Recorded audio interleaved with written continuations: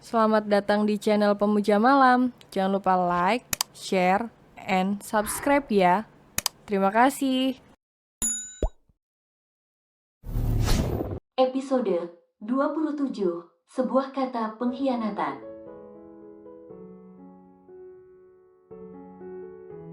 Sesampai di mobil, Erlan membuka pintu dan memasangkan sabuk pengaman untuk Acia.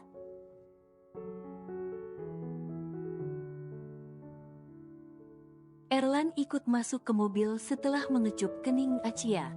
"Masih dingin sayang?" tanya Erlan yang melihat Acia menaikkan kedua kakinya ke atas kursi mobil agar bisa masuk ke dalam jaket yang dipakainya.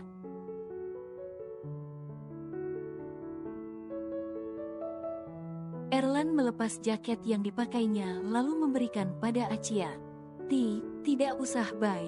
Aci kan udah pakai jaket itu buat Bay aja, nanti Bay dingin," tolak Acia melihat Erlan yang sekarang hanya memakai baju kaos tipis lengan pendek pula.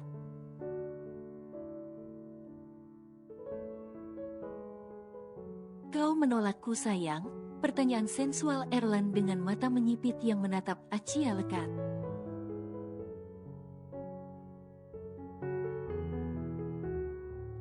Tidak Bay," kata Acia gemetaran langsung menjadikan jaket Erlan yang besar itu selimut untuk menutupi seluruh tubuhnya.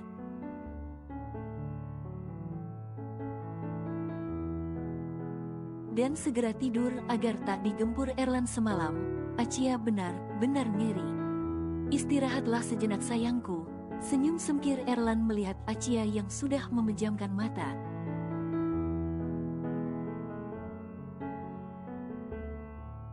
Setelah memastikan Acia benar-benar tertidur, Erlan yang menyetir mobil itu memperlambat laju mobilnya karena menelpon ajudannya.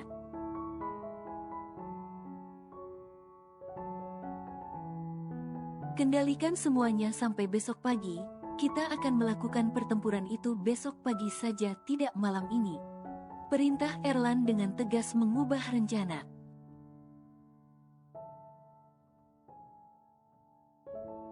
Dia ingin bertempur dengan istri kecilnya dulu untuk menambah stamina sebelum berperang.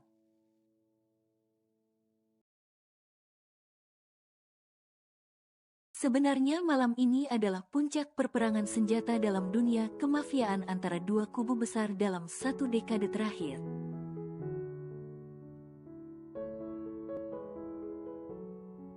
Dan musuh Erlan benar telah melampaui batas dengan merusak sistem keamanan data di beberapa cabang perusahaan Erlan.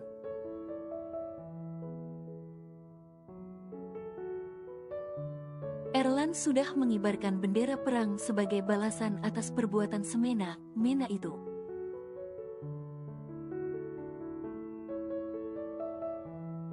"Sayang, aku hanya berharap setelah kau melihat aku terluka nanti akan ada sedikit rasa cinta yang tumbuh di hatimu untukku."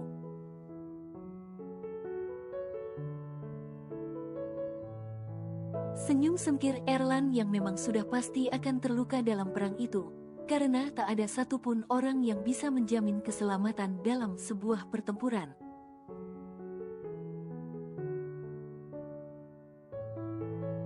Sesampai di rumah, Erlan menggendong Acia yang sudah tertidur itu menaiki lift menuju kamar mereka.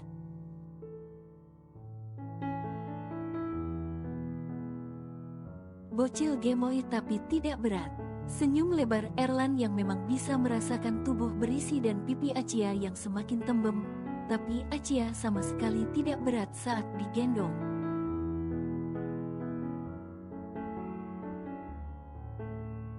"Kau sengaja tidur lebih awal untuk menghindariku sayang," bisik Erlan ke dekat telinga Acia yang masih tertidur itu.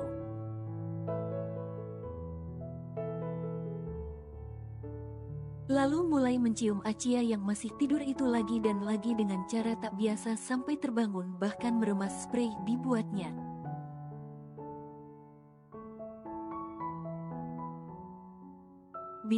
Acia akhirnya membuka mata karena merasa sesak nafas akibat ciuman Erlan yang begitu lama.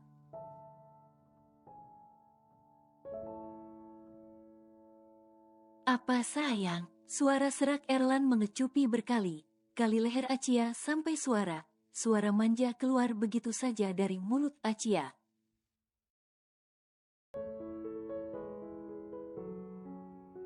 Saat Acia membuka mata, dia mendapati Erlan yang berada di atasnya sudah tidak mengenakan apapun.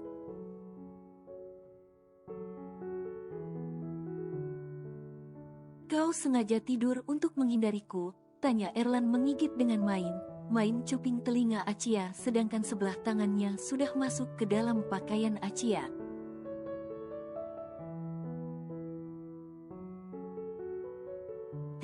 Tidak Pi, baik. Aci beneran ngantuk," jawab Acia dengan gelagapan sampai tak tahu lagi apa yang harus dia ucapkan.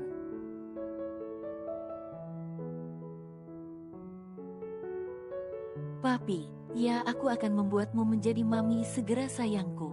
Pernyataan Erlan segera menurunkan rok Acia dan melakukan aktivitasnya.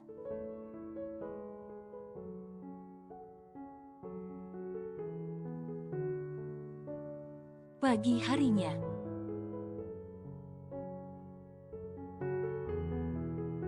"Sayangku bangun, ayo kita mandi," ajak Erlan yang masih memeluk Acia itu. Bayi mandi duluan aja, Aci capek, ngantuk," suara serak Acia yang masih menutup mata.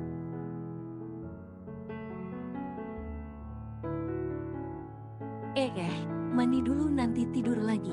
Senyum lebar Erlan mengangkat istri kecilnya yang sudah kelelahan karena melayaninya semalaman.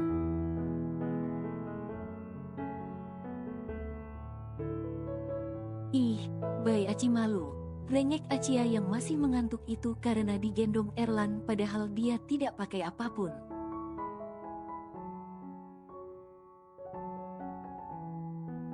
"Sama suami sendiri kok malu," tawa Erlan mengajak Acia berendam agar tubuhnya kembali segar.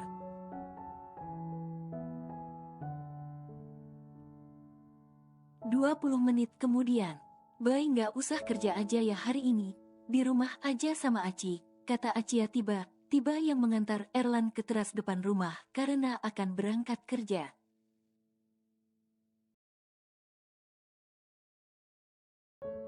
"Loh kok gitu?" tanya Erlan hangat yang sebenarnya cukup kagum dengan firasat Acia yang kuat.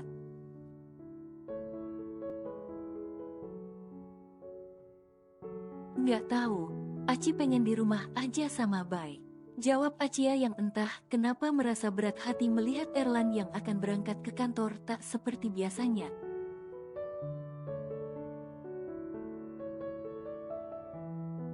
"Bay harus kerja sayang, gini deh Bay janji bakal pulang cepat." Bohong Erlan yang sudah mepet waktu.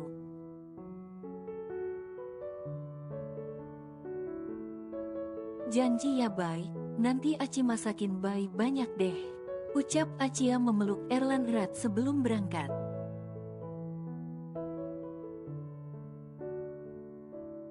Belum sampai 1 jam Erlan pergi, Acia yang tinggal di rumah itu sudah merasa sangat was sekali, bahkan perasaan buruk seperti berdatangan di pikirannya.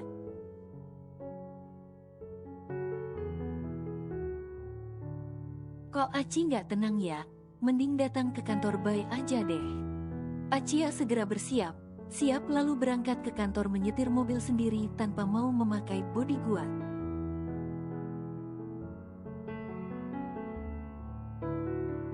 Acia melajukan mobilnya dengan kecepatan sedang walaupun hatinya sangatlah risau entah kenapa.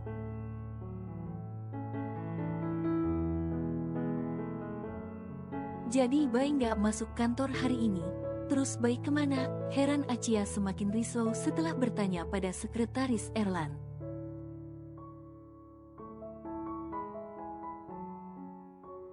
Acia kembali masuk ke mobilnya dengan pikiran bercabang memikirkan kemana Erlan dan kenapa Erlan membohonginya.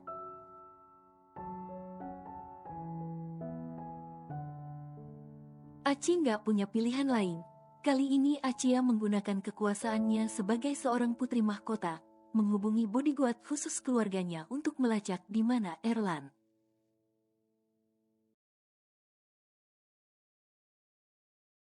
Bukan karena kesal dibohongi, Acia ingin mencari Erlan, Tapi entah mengapa hati Achia risau sekali, bahkan merasa Erlan dalam bahaya.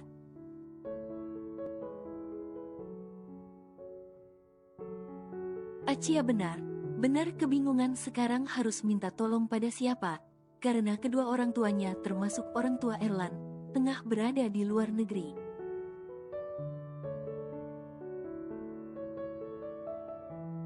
Sedangkan Aili tengah sibuk dengan urusan pekerjaannya, jadi Achia sekarang haruslah berdiri di atas kakinya sendiri.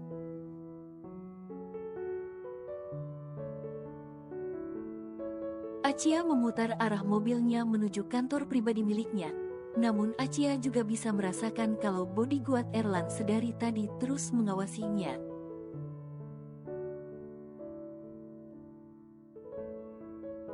Tapi kalaupun bertanya pada mereka itu percuma, karena mereka seperti bungkam sekarang.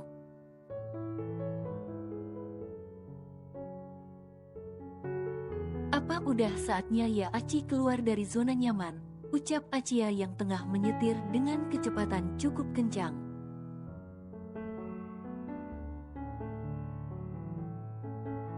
Sebenarnya di balik sikap penyayang dan hangat keluarga sejak kecil, Achia juga sudah dibentuk sebagai seorang pewaris seperti Aili.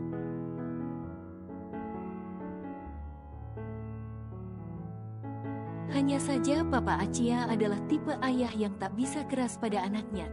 Sehingga saat Achia menolak papanya tidak akan begitu memaksanya selagi itu baik.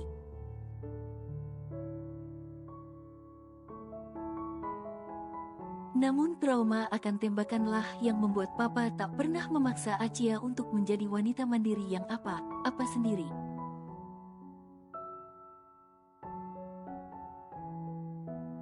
Tapi kalau untuk sekedar bela diri Achia lebih mahir dari Aili.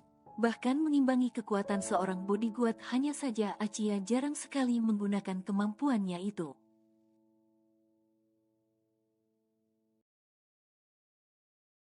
Achia langsung menginjak pedal rem mobilnya begitu mendapat kabar ternyata Erlan tengah berada dalam pertempuran bersenjata di markas besar mafia miliknya.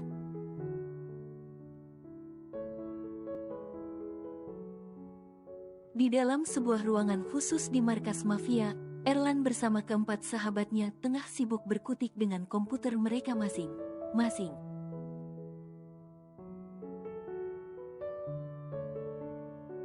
Untuk merusak sistem keamanan data perusahaan musuh besar mereka yang sudah berani membangunkan singa tidur.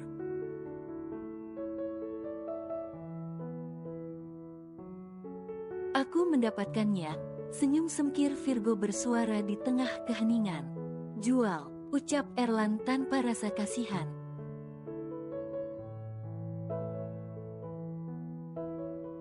$2,3 triliun, ucap Hendrik dengan senyum selebar samudranya menatap nominal yang tertera di komputernya setelah menjual seluruh data perusahaan itu pada pihak lain yang mengincarnya.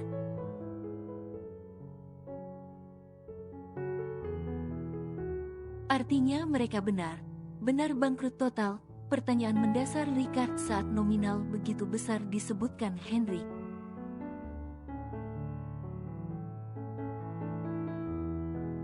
Mereka dinyatakan bangkrut, tapi sebelum perang ini dimulai mereka sudah membayar ribuan bodyguard untuk menghancurkan kita.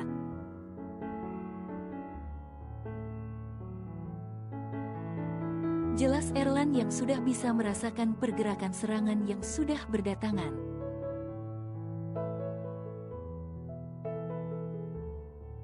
Ayo cepat keluar, menuju ruang pengamanan, teriak Rich saat tembakan sudah mulai berdatangan memecahkan kaca jendela.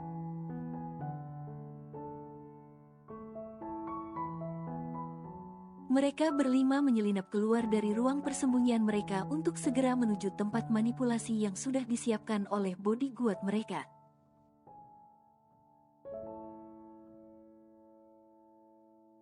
Oh, tidak, ucap Hendrik. Mereka berlima langsung membentuk formasi saat baru saja keluar. Mereka sudah dikepung dari setiap sudut.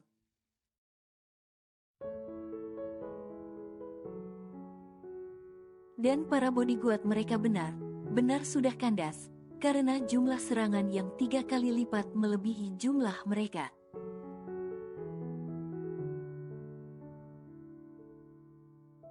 Tanpa Aba putra mahkota keluarga Maxime Fernandez sudah melayangkan tembakan dan itu menuju tepat pada Erlan yang berdiri di tengah para sahabatnya.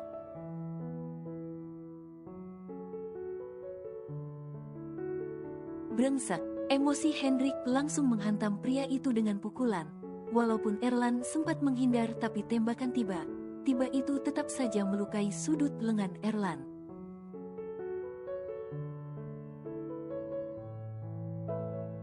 Detik itu juga pertempuran sengit itu terjadi dengan jumlah yang tidak seimbang.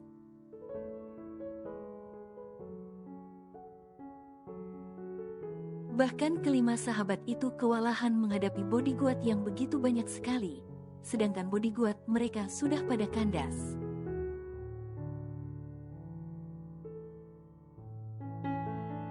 Pasukan yang dikerahkan keluarga Maxime Fernandez benar di luar prediksi, bahkan 3 kali lipat melebihi pasukan Erlan.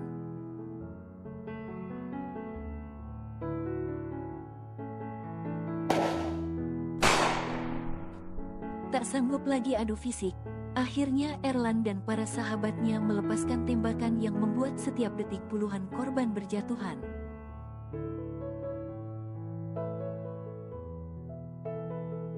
Apalagi setelah ajudan susulan Hendrik datang membuat kekuatan keluarga itu perlahan berkurang.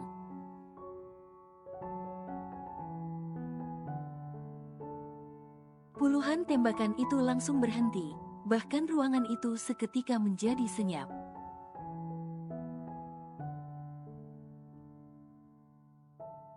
Saat putra mahkota keluarga Maxime Fernandez dalam jarak yang cukup dekat mengarahkan 2 pistol yang dipegangnya tepat pada Erlan.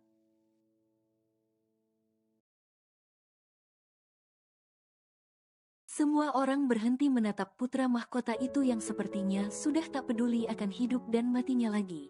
Tapi dalam posisi sekarang nyawa Erlan seperti berada dalam genggamannya.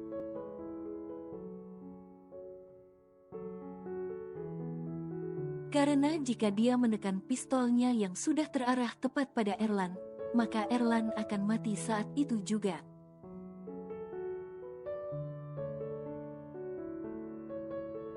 Erlan yang sudah tidak bisa melawan ataupun melakukan pergerakan itu mengangkat tangannya.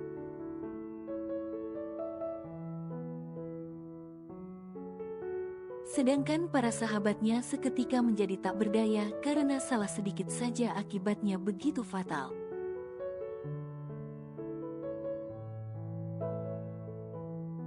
Mereka bisa saja menyerang putra mahkota itu, tapi karena dia memegang 2 pistol maka nyawa Erlan benar berada dalam genggamannya sekarang.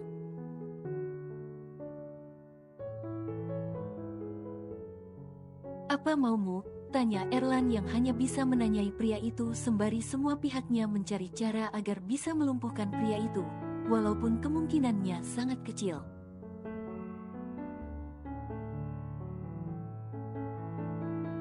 Aku ingin nyawamu Erlan Ferdinand. Senyuman manis pria itu, walaupun mereka sudah hancur tanpa bersisa.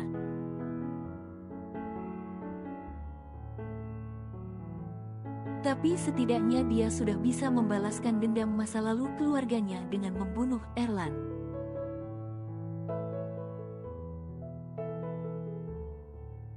Dan dia bisa pergi dengan tenang. Kalian jangan ada yang mendekat. Tegas pria itu yang bisa merasakan pergerakan teman Erlan.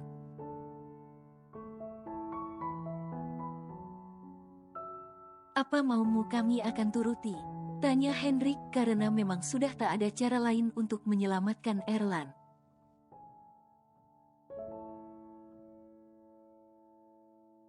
Aku hanya ingin nyawanya, tegas pria itu yang sudah bersiap menekan pistol di masing tangannya yang sudah mengarah tepat pada perut Erlan.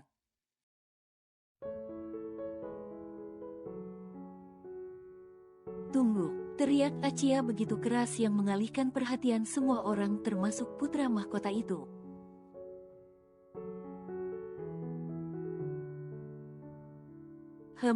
Kau datang Acia Alcikovares untuk menyaksikan kematian suamimu ini. Senyum kecut putra mahkota itu menatap Acia yang berjalan mendekat.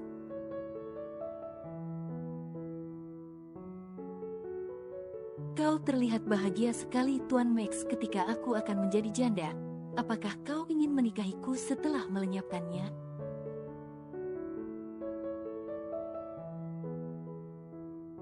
Tanya Achia yang terdengar seperti sebuah kata pengkhianatan.